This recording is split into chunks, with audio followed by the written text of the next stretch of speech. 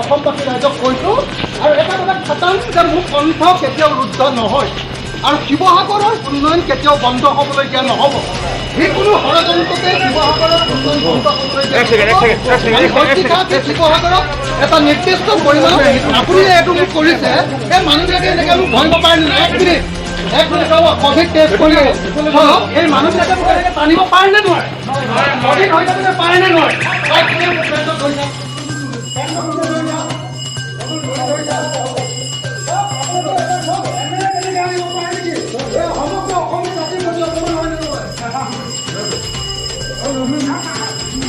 সমগ্ৰ অসমীয়া জাতিৰ প্ৰতি অকণমান আৰে আপোনালোকে কভিড আছে, আপোনালোকে এনেকৈ মই টেষ্ট কৰোঁ নাই, আপোনালোকে টেষ্ট কৰাইছেনে মোক এনেকৈ যে খেলি আছে আপুনি চাওকচোন, আপোনালোকে নিজে চাওক যে সমগ্ৰ অসমীয়া জাতিৰ প্ৰতি এইটো অকণমান হয়নে নহয়? এছেম্বলি এজন এম এল এ কেনেকুৱা অত্যাচাৰ কৰিব পাৰে নেকি?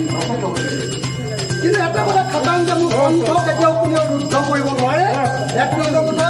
আৰু দুই নম্বৰ কথা যে শিৱসাগৰৰ উন্নয়ন স্তব্ধ হ'বলৈ এছেম্বলিৰ ভিতৰত এজন এম এল এ কেনেকুৱা অত্যাচাৰ কিয় কৰিছে মই মুখ্যমন্ত্ৰীক সুধিছোঁ আৰু মই মাননীয় স্পীকাৰক সুধিছোঁ যে তেখেতে মোক প্ৰট'কল লৈ আহিবলৈ কৈছিলে। কিন্তু এনেকুৱা অত্যাচাৰ কিয় কৰা হৈছে? কিয়? এই সমগ্ৰ অসমীয়া জাতিৰ প্ৰতি অপমান হয়নে নহয়? শিৱসাগৰবাসীৰ প্ৰতি অপমান হয়নে নহয়? মই আপোনাক এবাৰ কথা কওঁ, মোক এনেকৈ ঠেলি আনিব পাৰেনে নোৱাৰে? মোক ঠেলি আনিব পাৰেনে নোৱাৰে? মোৰ ফ্ৰেণ্ডৰ ধৰি এনেকৈ আনিব পাৰে নাই?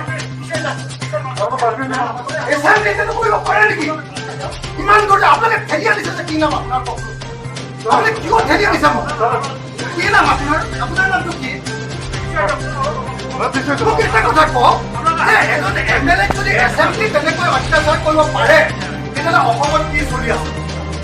আজি কভিডত মানুহক গণসজাগতা কৰিব লাগে, গণসজাগতা কৰাৰ পৰিৱৰ্তে কি কৰিছে? আজি মানুহক পিটিছে পুলিচে। এয়া ফেষ্টিভেল হয়নে নহয়? এয়া ফেষ্টিভেল হয়নে নহয়? গণসজাগতা কৰিব লাগে, মাছ এৱাৰনেছ আনিব লাগে, তাৰ বিপৰীতে পুলিচে মানুহক পিটিছে।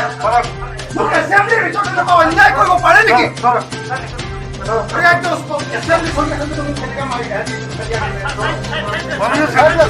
কেনেকে ঠেলি আনিছে?